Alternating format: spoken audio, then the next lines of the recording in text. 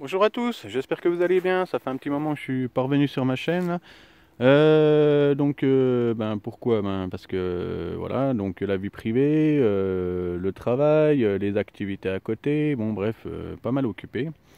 Donc là aujourd'hui vendredi, donc je suis en congé, il fait beau, donc je suis sorti un petit coup la XR là, avec son petit moteur hybride Stage 6 Sport en 70.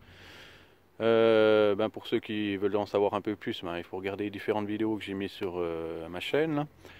Donc voilà, qu'est-ce qu'on peut dire aujourd'hui sur cette Brel? Donc au niveau modification, pas grand chose, mise à un pot KRD que j'ai remodifié pour adapter dessus. Donc voilà l'échappement. Donc c'est le corps d'un KRD pour Derby et le silencieux Conti Carbone. Voilà, ça c'est l'échappement. Niveau modif, rien d'autre. Toujours le carbut 21, le soufflet de crémaillère, les du filtre à air que j'ai adapté sous la selle là. Donc ça c'est montré dans une autre vidéo. Les durites c'est toujours les mêmes, donc je n'ai pas changé, ça tient toujours avec des riselants là, c'est top. Donc voilà, partie cycle toujours pareil, le frein à disque qui va bien, j'ai pas modifié quoi que ce soit. Qu'est-ce qu'il y a de ce côté là? On a toujours le Vario avec ces deux colonnettes qui sont toujours présentes, elles n'ont toujours pas cassé, toujours pas dévissé, donc je contrôle tout le temps. Je mets un petit coup de graisse sur les deux colonnettes. Alors j'utilise de la graisse de chêne là, qui est une graisse plutôt adhérente. Donc j'en mets sur les colonnettes à chaque fois que je vais faire un tour. Donc là je vais avoir une voiture qui va passer, ça va faire un peu de bruit parce qu'il y a du gravier partout. Donc voilà, je laisse passer la voiture. Donc au niveau de la poulie, toujours pareil, la poulie Doppler, la couronne 56 dents, les amortisseurs toujours pareil, qui rebondissent tout le temps quand tu forces un peu dans les virages. D'autre part, non, bon, le frein de chez Mir 35 au niveau du disque, ils sont terribles. Franchement, j'en suis super content. Bon, par contre, ce qu'il faut faire, il faut bien mettre de la bonne qualité en plaquettes. Il faut mettre vraiment des plaquettes tendres et vous avez vraiment du gros freinage. Qu'est-ce qu'il faut dire? Alors pour le stage 6, alors ce qui s'est passé, donc on va dire début mars-avril par là, j'ai cassé le stage 6. Donc pourquoi je l'ai cassé? Donc après avoir ouvert le moteur, je me suis aperçu que c'est le circlip qui s'est cassé, il manquait un bout du circlip. Alors je crois qu'il y a deux types de circlips. Il y a le circlip en forme C et puis un circlip en forme G.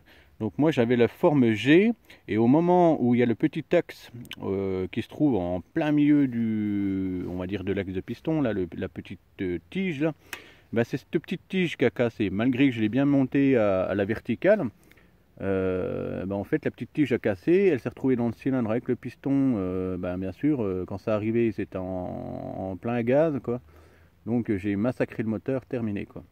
Donc là, je suis reparti de nouveau avec le même modèle, un Stage 6 Sport de nitro en 70 cm3, aucune modif dedans, j'ai gratté nulle part. Niveau admission, toujours pareil, j'ai à peu près dans les 130-134. Échappement, si je me trompe pas, j'étais entre 195. Donc voilà, bonjour. Donc là, au niveau modification, il n'y a rien eu de changé. On a toujours le ressort Doppler, le jaune, qui va très bien. Niveau courroie, c'est toujours les mêmes. Je crois qu'on va pouvoir. Je vais voir si je peux te faire tourner. Non, je peux pas faire tourner. Ah si, ça tourne. Ouf, allez, voilà. Tac, hop. Je vais voir si c'en est. Je crois que c'est une bandeau là. Voilà, là cette fois-ci, c'est une courroie bandeau. Niveau compression, je l'ai changé, j'étais à 13, je suis passé à 13,5. Donc j'ai pas trop voulu monter de peur que le radiateur type d'origine ne suive pas au niveau moteur, que le moteur se mette trop à chauffer. Voilà. Donc là je voulais vous présenter le terrain de jeu. Donc voilà, donc on se retrouve dans le pays natal de Gustave Courbet. Donc c'est un peintre. Donc le pays natal c'est Ornans. Donc là on voit sur la droite, on a le château d'Ornans. Donc là c'est toute la vallée qu'on voit sur le fond là. Ça fait bien ouais, une trentaine de kilomètres. Moi j'habite alors là, derrière les feuilles, tout là-bas. Donc tout à l'heure, moi je vais me retrouver dans la vallée, mais tout au fond, il y a une petite route qui remonte pour aller en direction de mon village. Donc je vais remonter, on va dire par là au fond, la colline et tout le plateau, puis je vais rentrer chez moi, quoi. Donc voilà, encore une balade aujourd'hui de entre 80 et 90 km. Donc pour faire une belle balade comme ça, comme d'habitude, on ne le quitte pas, hein, le sac avec ses 2 litres d'essence dedans, des courroies d'avance, quelques outillages en cas où j'ai un problème, quoi. Voilà, donc pour la petite présentation de la région, donc c'est un coin sympa pour les randonnées, pour le VTT, vélo de course aussi, pour faire des balades en mob. Il y a un camping, on peut faire du canoë, il y a la partie colline, falaise on va dire, il y a une via ferrata ici.